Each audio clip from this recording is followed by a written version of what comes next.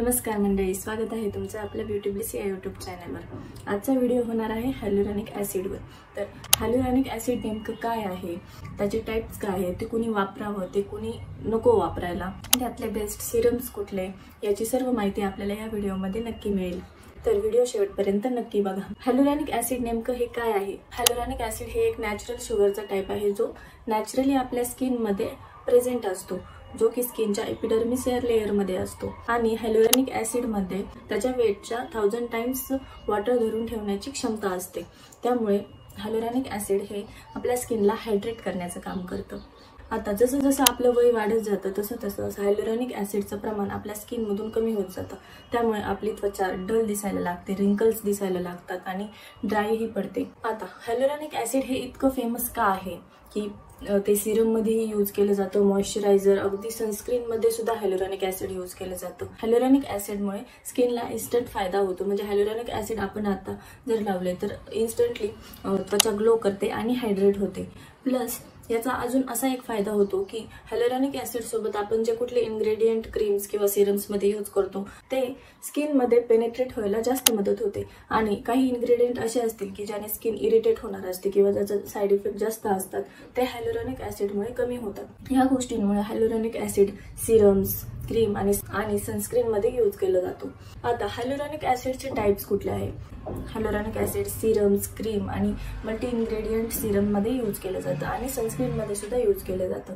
यात हाय molecular weight आणि low molecular weight असे टाइप्स असतात। आणि बहुधा हाय मॉलिक्युलर वेट असलेले हायलुरॉनिक ॲसिड हे प्रोडक्ट्स मध्ये यूज केले जातात आणि ते आपल्यासाठी सेफ असतात, कारण ते जास्त डीप पेनिट्रेट होत नाही स्किन मध्ये। तर हायलुरॉनिक ॲसिड हे कसं यूज करायला हवं? बहुधा हायलुरॉनिक ॲसिड हे सिरम मध्ये यूज करायला पाहिजे। त्याचं मॉइश्चरायझरही आपण यूज केलं तर बेस्टच आहे, परंतु फक्त हायलुरॉनिक ॲसिड मॉइश्चर यूज केल्याने तेवढी त्वचा हायड्रेट होत नाही। तर त्यासाठी हायलुरॉनिक ॲसिड सिरम्स यूज करायला हवे। तर ते कसं यूज करावं?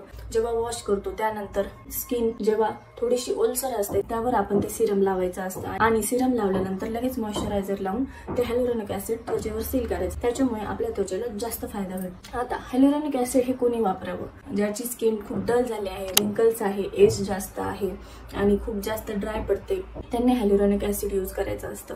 आता हायलुरॉनिक ॲसिड कोणी नको वापरायला? तर ज्यांची त्वचा युथफुल आहे त्यांना हायलुरॉनिक ॲसिडची जास्त गरज नसते। म्हणजे ज्यांचं एज कमी आहे त्यांना जास्त गरज नसते। आणि ज्यांची त्वचा खूप जास्त ड्राय असते किंवा जे खूप अति जास्त ड्राय भागात राहतात त्यांनी हायलुरॉनिक ॲसिड वापरू नये, कारण त्यामुळे कोरडी होऊ शकते।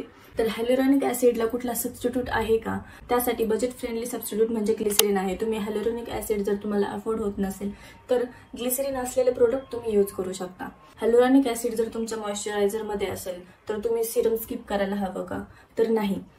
तुमच्या त्वचेला हायलुरॉनिक ॲसिडचे पूर्ण फायदे भेटण्यासाठी तुम्ही आधी हायलुरॉनिक ॲसिड सिरम यूज करायला पाहिजे आणि त्यानंतर त्याचं मॉइश्चरायझर यूज करू शकता। बेस्ट हायलुरॉनिक ॲसिड सिरम कुठले आहे बाजारात पण ते बघूया। मिनिमॅलिस्टचं हायलुरॉनिक ॲसिड सिरम, दुसरं म्हणजे विश केअर, तिसरा ब्रँड आहे द ऑर्डिनरी, चौथं लोरियल पॅरिसचं हायलुरॉनिक ॲसिड सिरम। तर व्हिडिओ तुम्हाला आवडला असेल तर नक्कीच लाईक करा, शेअर करा आणि आपल्या चॅनलला सबस्क्राईब करा। धन्यवाद।